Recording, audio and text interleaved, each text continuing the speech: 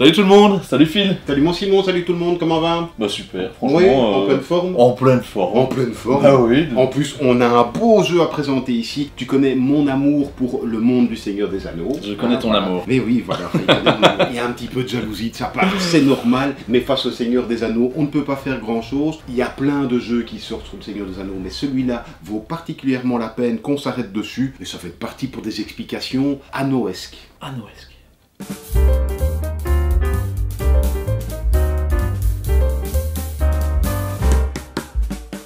J'étais pas sûr, Annoesque.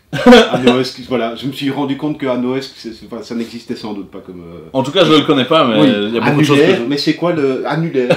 Voilà. Des petits C'est pour l'explication annulaire. Alors, je vais mettre la boîte ici sur le côté pour qu'elle prenne pas tout. Donc, Le Seigneur des Anneaux, Vers la montagne du destin, un jeu qui est édité par Yellow. Alors, on a ici, regarde ça, tu disais que ça faisait un peu penser à Andorre, Avec les petits... Ouais, tout à fait. Ça, c'est Yellow, quand même. C'est Yellow, ils ont leur petite touche éditoriale. Le pitch du jeu, c'est qu'on a la communauté de l'anneau qui est ici. Alors on a Legolas, Gimli, Aragorn, on a Frodon et Sam et on a Merry et Pippin ici. Excellent. On va prendre l'aventure à partir du moment où la communauté de l'anneau s'est formée. Ah oui, et à ma hache, c'est ça? Oui, oui, et ma hache et mon arc. Non, il roule pas l'air, Legolas. Non, voilà. Mais tu peux bien. Je vois. Genre, moi aussi je viens. Et donc la communauté de l'anneau vient de se former à Fontcombe. Et alors on va voyager, on va aller jusqu'à la Lothlorienne, c'est-à-dire où il y a Galadriel. On va aller jusqu'au Rohan, on va aller au gouffre de Helm, on va aller jusqu'au Gondor, on va aller jusqu'à Minas Morgul. Et puis après ça, il n'y aura plus que Frodon et Sam qui vont essayer de gravir la montagne du destin et de jeter l'anneau dans les flammes de la montagne du destin, seul endroit où l'anneau peut être détruit. Absolument. Vous savez, pour les gens qui ne savaient pas maintenant, c'est vrai. Ça, c'est le but du jeu, c'est amener ces petits personnages ici sur la dernière case. Il y a de la route. Il y a effectivement pas mal de routes. Surtout qu'il va y avoir pas mal d'embûches, puisque tu vois qu'ici dans l'Isengard, donc l'endroit où se trouve le vilain Saruman, il y a tout des Uruk-hai. Alors pour l'instant, il y a le chef des Uruk-hai qui est ici, et quand le jeu nous le dit, on en mettra au fur et à mesure ici. Ça sent pas bon, ça. C'est-à-dire que chaque fois qu'on devra, que dans le jeu on nous demandera de combattre des Uruk, on devra faire autant de combats qu'il y aura de figurines ici. Ok. Donc voilà. Et le problème c'est que des combats, quand on les gagne, c'est sympa de les gagner, mais ça nous apporte rien de particulier. Ça nous fatigue un petit peu, quoi. Mais quand on les perd, par contre, on a une piste ici. Et si à un moment donné, on est ici et qu'on doit perdre encore un petit cœur ici, on a perdu la partie, on est complètement corrompu, c'est la fin, c'est le début de la fin, le début de la fin. Voilà. Ça c'est une première manière de perdre. C'est que il y en a ici, plusieurs. Toujours, il n'y a jamais, t'as remarqué ça, il n'y a jamais 10 manières de gagner. Une seule pour gagner. Une seule pour gagner. Donc gagner c'est que ça, perdre c'est ici. La deuxième manière dont on peut perdre c'est que ici il y a une piste des Nazgûl. Alors il y a le roi sorcier, le chef des Nazgûl qui est déjà présent sur le plateau ici, qu'on met ici, et chaque fois que le jeu va nous demander de rajouter un Nazgûl, on va les rajouter. Si on rajoute le 9e Nazgûl, la partie est perdue. On perd avec les Nazgûl, on perd avec la piste de corruption ici, et on ne gagne que si on jette l'anneau là-bas. Alors concrètement, comment ça va se passer? Tu vois qu'il y a plusieurs étapes qu'on va traverser, et à chacune de ces étapes, on va mettre des petites cartes sur les différents emplacements qu'il y a ici. Très bien. Alors, là, pour les cartes de la Lothlorienne, donc c'est chaque fois marqué sur le dos, alors on mélange un petit peu. Sur l'emplacement 1 et 6, on les met face cachée. Ici, on va les découvrir sur les autres emplacements, et on a toujours une qu'on ne met pas. Comme ça, on ne sait pas exactement ce qu'il y a. On ne sait pas. Alors, tu le remarqueras certainement de ton œil aiguisé et de ton esprit vif. Absolument. C'est que... vas-y. Oui, non, vas-y, dis-moi. Ce sont les personnages.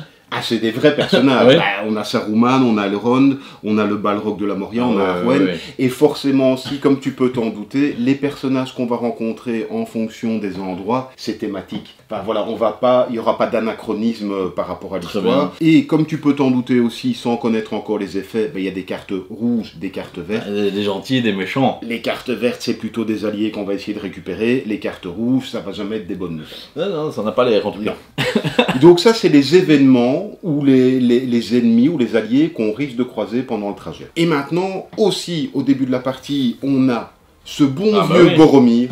qui est Ah avec nous. ouais, tiens. Hein, donc ça, je te mets Boromir Moi de toi. Oui, Ouais. Alors c'est un jeu Oui, coopératif. on est tous... On est tous la communauté de l'anneau. Sinon, tu m'as dit que c'est un jeu compétitif. On est la communauté de l'anneau, mais... c'est moi qui vais le jeter dans la montagne. Voilà. Et alors, on a des cartes Gandalf, parce qu'on n'a pas parlé de Gandalf. C'est vrai. Alors, on en a une au début. Il est encore en vadrouille ou quoi? Il est, toujours un Gandalf Ouais. avec son petit bâton et tout. Alors, il y a un petit pion Gandalf ici, mais voilà, vous verrez à quoi il sert aussi. Donc, on commence avec tout ça. Ça, c'est la disposition de départ. Mais comment est-ce qu'on joue Bah mon oui, garçon comment est-ce qu'on joue, Eh Philippe? bien, tu vas voir, c'est très très malin. Alors, c'est un jeu qui est très très dur à gagner. Vous verrez, c'est très familial, c'est très simple à jouer. Moi, j'y ai joué plein de fois en famille. Le nombre de défaites a été assez hallucinant, mais la victoire, du coup, elle est encore plus... Ah bah plus belle, hein. elle n'en est que plus belle. Et malgré les défaites, t'as envie d'y retourner. Mais en fait, t'as visiblement. envie d'y retourner directement. Ok, Je suis pas ok. sûr qu'il y a des fois des parties qu'on a enchaînées, donc... Ok. Mais donc, comment on va jouer? Alors ici, tu vois qu'il y a des dés Ouais, de couleurs il y en a pas mal, hein. et 2 dés noirs ici. Ouais. Les dés de couleurs, c'est des dés 6, mais tu vois que les couleurs correspondent Oh, aux bah petits oui. socles qui sont là. C'est Donc, logique. forcément, le dé orange, c'est Frodon et Sam, le dé mauve, c'est Merry et Pipin, etc. Le Ok. bleu, c'est Aragorn, le vert, c'est Legolas, le rouge, c'est Gimli. Et donc, au début d'un tour de jeu, donc quand c'est à un joueur de jouer, ben, il va choisir 2 dés parmi... Il va choisir 2 personnages. Donc, choisis 2 personnages, par exemple. Ok, On te alors, dit que je vais envoyer tu vas envoyer qui? notre ami Aragorn. Aragorn, Ah par ouais, exemple, ouais, Et j'aime beaucoup, j'aime beaucoup Et Gimli. Gimli, rien à Voilà, faire. on va dire que tu fais comme ça. Donc, on choisit 2 dés et on lance les 2 dés noirs. Les dés noirs vont correspondre aux événements qui sont ici. Ok, Donc, on lance ces 4 dés là. j'y vais. Vas-y. Hop, tu as lancé. Et là, tu vas décider quel dé de couleur tu gardes et quel dé noir tu gardes. Dé noir, Bah, j'ai tu as pas le choix, 2 là. fait 3, tu n'as pas beaucoup le Ouais, choix. ça, Mais c'est pas- en même c'est pas plus temps, mal, c'est ouais. sympa parce que tu te dis que c'est Elrond qui est ici. Alors ce dé noir, tu vas le mettre sur ton petit Ah carnet qui est oui, c'est ici. joli, dit. Tu as ceci ici, voilà. Super. Alors tu mets toujours l'événement en haut. Ok. Et ici, ben, c'est simplement déterminer la valeur Oh, qui va si, permettre... ça, c'est bien, ouais. Voilà, tu te dis, et tu ne fais rien encore. Ok, Tu fais simplement ça, tu as déterminé quel événement tu allais avoir et quel pion tu allais bouger. Ensuite, ça, il te reste, bien sûr. Ce Ok. personnage-là, tu l'avais choisi au Ouais. début, mais tu vas prendre un autre personnage. Voilà, Ouais, voilà, c'est pourquoi parfait. pas. Ok, tu fais ça et tu lances ces 3-ci maintenant. Ah. Tu lances ces 3-ci. Le dé noir, tu seras obligé de prendre le résultat. Ah bah oui. Forcément. Oui. Bim. Le 4, ouf, voilà. Ouf. Et Ah oui, tu le pardon. mets ici, Ouais. et tu vas choisir du coup quel personnage avance. Alors tu verras que on a tendance À prendre les au début, grosses valeurs. à se dire, ben, je vais faire en sorte qu'ils avancent le plus vite possible, mais tu peux le faire, mais je vais t'expliquer après que Allez, dans alors le non. combat, Alors je vais c'est prendre technique. un petit... voilà. Et donc, c'est tout simple. Je lance dans un premier temps 2 dés noirs, Ah ouais. 2 dés de couleur, et je ne choisis que 1 dé noir, 1 dé de couleur. Et je complète avec un dé de Et couleur. tu complètes avec un dé de couleur, tu relances. Ce qui fait que tu as toujours le choix. Ouais, c'est pas mal. Voilà, simplement c'est le petit contrôle. Alors on lance des dés, donc quand on lance des dés, bah, il peut y avoir une Ouais. part de chance. Et c'est pour ça que c'est intéressant de regarder les petites cartes qu'on Ah. a, notamment les cartes Gandalf, qui quelquefois peuvent changer la valeur des dés, permettre de relancer des dés, permettre de mettre un dé sur telle face, etc. Donc il faut bien, mais c'est des one-shot, tout ça, Mhm. qu'on se dit quand je je les l'aurai utilise. plus après. Et donc, on va résoudre les choses, ben pouf, le 3 ici, ben, le 3 c'est un allié, alors un allié, on le gagne, tout simplement. Génial. Par contre, donc il a un effet qui est toujours sympa. Alors ici, c'est ben, juste après votre lancer de dés, relancer un dé au choix. Son résultat annule et remplace le précédent. Donc ça c'est. Mais par contre, c'est un one shot. Ok, donc comme Boromir, on comme met Boromir, ça de côté. tout à fait. Pouf. Et quand on a envie de l'utiliser, on se dit, allez, voilà, je fais, comme ça je relance. Ouais, tout à fait. Et ok. donc tu as fait ton 3, puis tu avances 1, 2, 3, 4, 5, 6. Il va vite, Ok. hein, mine de rien. Il va vite, hein, le gaillard.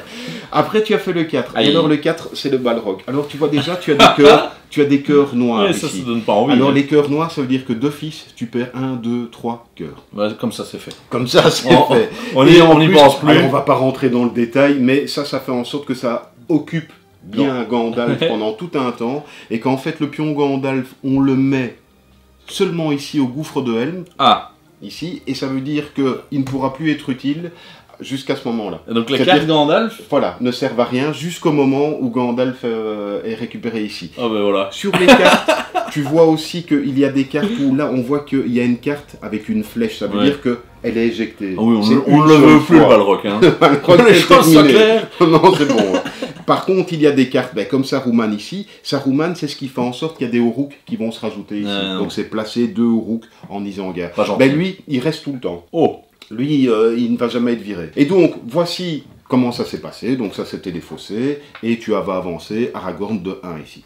Donc, ça, c'est le tour de jeu, comme ça se passe. Alors, après, tu as vu qu'on a retiré 2 cartes. Ah bah oui. Donc, simplement, si on retombe sur le 3 ou sur le 4, ou sur n'importe des cases qui a été libérée ici, tu vois qu'il n'y a pas d'événement, mais quand je fais le 3, dorénavant, ici, Gimli, je pourrais l'avancer de 0, 1 ou 2 cases. Ah, mais c'est ici, bien. Legolas, voilà. Et en fait, il y a ça pour chacun des personnages. Ok, excellent. Et ici, par contre, c'est je rajoute un Nazgûl. Oh oh. Donc voilà, donc je rappelle, je lance les 2 ici. Hop, voilà, j'ai fait 1 et 3. 1, je suis pas sûr de ce que c'est, donc je vais peut-être faire le 3 ici. Allez, je vais peut-être me dire que 1, 2, 3, 4, 5... Ah, non, parce que pourquoi? Tu as vu qu'aussi sur les cases, il y a des dessins de Nazgûl et il y a des dessins avec des cœurs noirs. Quand je tombe sur une case d'un cœur noir, je descends ici. Quand je tombe sur la case d'un Nazgûl, c'est que pendant nos trajets, ils nous ont repérés et je dois mettre un Nazgûl. Ils l'ont flairé. Oui, donc c'est pour ça qu'on se dit... ils ont flairé l'anneau, évidemment. Et donc on se dit, je vais utiliser des gros chiffres. Non, regardez toujours sur quoi vous tombez. Ça, c'est pour le déplacement. Attention à ces cases-ci. Alors, petite astuce quand même, c'est qu'une fois qu'un pion est sur une case comme ça, il bloque ça. C'est-à-dire que si quelqu'un d'autre vient ici, il n'y a pas un deuxième. Il n'y a pas un effet cumulatif. Ok. Tu as vu, c'est très simple. J'utilise les dés noirs pour les événements, j'utilise les dés de couleur pour le déplacement. Alors, qu'est-ce qu'il y a encore à savoir? C'est que il y a les étapes ici. Si un de mes compagnons tombe pile sur une des étapes... Je suis tombé pile. Ça, c'est bien parce que c'est un endroit où on peut se ressourcer, trouver des alliés, et on va remonter sur la piste d'espoir ici. De 1. De 1. Ok. Et alors, on essaye toujours de tomber pile, c'est chouette. Et si lui arrive pile et un copain arrive pile, on remonte encore? Oui, tout à fait. Chaque fois qu'un personnage arrive pile sur le lieu d'étape, on avance de 1. Sauf pour Frodon et Sam, qui sont ensemble, qui sont ici, qui, je le rappelle, sont ceux qui vont devoir aller dans la montagne du destin. Eux, d'office, ils s'arrêtent. Alors, je vais être plus clair. C'est-à-dire que si je suis ici, que je fais 3, je vais faire 1, 2, 3. Je dépasse. Tout à fait. Si j'ai fait 2, tant mieux, j'arrive ici. Frodon et Sam, quel que soit le chiffre qu'ils font, dès qu'ils arrivent ici, ils sont obligés de s'arrêter. Ok. D'accord? Sauf que s'ils tombent tout juste, en plus, comme pour les autres, ça ne fait pas remonter ça, mais ça fait gagner une carte Gandalf. Ah, ok. Ce qui est pas mal. Et les cartes Gandalf, elles sont assez sympas à voir. Et en plus, une fois que Frodon et Sam sont arrivés à une étape, à la fin de ce tour-là, on vire toutes les cartes de l'ancienne étape et on les remplace par une nouvelle étape ici. C'est pour ça qu'ils s'arrêtent aussi. Et ça va avancer au fur et à mesure. Alors, on va se dire aussi, mais quelle est l'importance de faire avancer qui comme ça? Pour les combats. Oui, parce qu'on pourrait se dire, on avance que celui-là, et forcément, du coup, je dis, je vais avancer celui-là le plus loin possible, et je m'en fiche des autres. Et vous auriez raison de penser comme ça. Mais s'il n'y avait pas les combats, justement, j'ai une carte ici, c'est le troll des cavernes, qui était en 1. Il n'a pas l'air cool du tout. Quand on a le symbole avec les épées ici, ça veut dire qu'il va y avoir un combat. Il y a Castagne. Il y a Castagne, c'est la Castagne de Seigneur de la Mort. Donc, quand il y a ça, il y a un combat. Parce que j'ai dit, les cœurs noirs, on perd de la vie. S'il y a le petit flèche avant, il y a un combat. Donc, si je le perds, je perdrai de la vie ici. Si je le gagne, il ne se passe rien d'autre, par contre. Mais un combat, comment ça se passe? On va lancer le petit dé qui est ici. Mais oui, il y avait encore un dé. Oui, t'as vu? Bah oui, c'est vrai. Tu n'as rien demandé, tu t'es pas dit. Non. Voilà. Alors, les combats, on lance le dé de combat, c'est un dé à 6 faces. Alors, sur ces faces-ci, il y a l'œil de Sauron. L'œil de Sauron, quand on tombe sur cette face-là, d'office, on perd le combat. Et on descendra d'autant de cœurs que marqué ici. Il y a de l'autre côté le signe ici de Gandalf, qui dit que quand on tombe sur cette face-là, alors si on ne fait rien, on perd le combat, mais on peut défausser une carte comme ça, en se fichant de son effet, pour dire, alors c'est cher payé quand même, parce que les cartes Gandalf, mais quelquefois on est content de ne pas perdre le combat. Donc c'est voir le pour et le contre entre se dire, non, je ne défausse pas une carte comme ça parce qu'elle est puissante, mais si je perds 2 cœurs. Et toutes les autres faces représentent les armes des différents compagnons ici. On a l'arc de Legolas, la hache de Gimli, on a la petite dague de Merry et Pipin et l'épée d'Aragorn. Il y a à chaque fois un code couleur, c'est pour il y a ceux un code qui connaissent couleur. moins. Oui, voilà. Alors, si on ne connaît pas bien les couleurs, au moins il y a on sait que la hache c'est Gimli, donc voilà. Et on va lancer le dé et voir. Ah, là c'est Merry et Pipin. En fait, la règle dit que pour que un combat soit gagné, il faut que les personnages qui défendent Frodon et Sam, qui ne savent pas se défendre tout seuls, soit sur la même case que lui, soit devant lui, mais dans la même étape. Ouais. C'est-à-dire que si on on là, est c'est foutu. là, et que c'est comme ça, dans cette configuration-là, allez, on va vraiment faire tous les cas de figure. Comme ça. Je suis comme ça, il n'y aura que Aragorn et Legolas qui le défendent. Tout à fait. Et donc, là c'était Merry et Pippin, malheureusement ils sont trop loin. S'ils avaient été ici, c'était bon. Ok. Et donc, tu as vu que du coup, c'est pour ça que lui ne doit pas être trop loin devant. Parce que s'il est tout seul, il n'a aucun moyen de se défendre, à part le symbole Gandalf, mais qui coûte une carte Gandalf. Et donc, du coup, on a tendance généralement à faire avancer toute la communauté de l'anneau, et puis à faire en sorte que Frodon et Sam... Mais voilà, ça fait cet effet de ralentissement. Voilà, c'est malin. C'est très très malin. Il y a plein de mécanismes, et vraiment, c'est très très fluide à jouer. Il y a le stress ici, chaque fois qu'on met les nouvelles cartes. Alors on sait... expérience, qu'il y a un certain nombre d'alliés par étape. Ouais. Et donc, quand, par exemple, la carte que vous avez enlevée, c'est un allié, c'est un petit peu embêtant, mais surtout que s'il n'y a aucun allié qui apparaît ici, peut-être que c'est la carte 1 et 6. À l'inverse, si les deux alliés étaient ici, c'est que le 1 et le 6, c'est des sales cartes. C'est tout le temps prenant, c'est tout le temps stressant. On n'a jamais fait une partie, on était à notre aise. Jamais. La seule partie que j'ai gagnée, on en a fait 7 ou 8 en famille, on était ici et ça s'est joué au dernier jet de dés qu'on faisait. C'est bien, qu'il y ait une tension comme ça, c'est super. Et en fait, tu ressens vraiment, parce qu'au début, tu fais... Ouais. Ça va aller, franchement. Et au fur et à mesure que tu avances, tu as vraiment, comme dans le livre ou dans le film, cette tension. Il y a de plus en plus de Nazgûl, il y a de plus en plus d'ennemis puissants, l'anneau est de plus en plus lourd à porter. Enfin, tu vois, il y a toutes ces choses-là qui font que le trajet devient de plus en plus périlleux et que les choix sont cruciaux. Alors, il y a une part de hasard avec les dés, mais modulable par les différents alliés qu'on va avoir, qui vont nous dire, vous avez d'office gagné un combat, qui vont nous dire, avancez de telle case, enfin, etc. On ne va pas tout raconter non plus. Dernière petite précision, c'est que j'avais dit qu'il n'y avait que Frodon et Sam qui peuvent monter la montagne du destin. Tout à fait. Alors, on va supposer, tu vois, il y a de plus en plus de Nazgûl ici, donc vers la fin, comme ça, alors déjà, si on arrive là, c'est chouette, parce qu'on peut perdre déjà bien avant. On est déjà fiers de nous, là. Là, on peut dire, c'est bon, on arrête, voilà. Et non, il va falloir on va manger. Une petite règle spéciale, c'est que maintenant, ici, alors toujours quand les compagnons arrivent tout pile, on remonte, mais surtout, ils n'iront pas plus loin, mais en fonction du nombre de compagnons qui auront réussi à arriver tout pile ici, s'ils n'arrivent pas tout pile ici, on les mettra sur le côté, là. Ok. Ça veut dire que c'est autant d'échelons que peut déjà gravir Frodon et Sam. C'est-à-dire que quand Frodon et Sam arriveront ici, quand on arrive à une étape, ils sont obligés de s'arrêter, et là, il y a déjà 2 compagnons qui sont là, on les fait grimper de 2 de plus.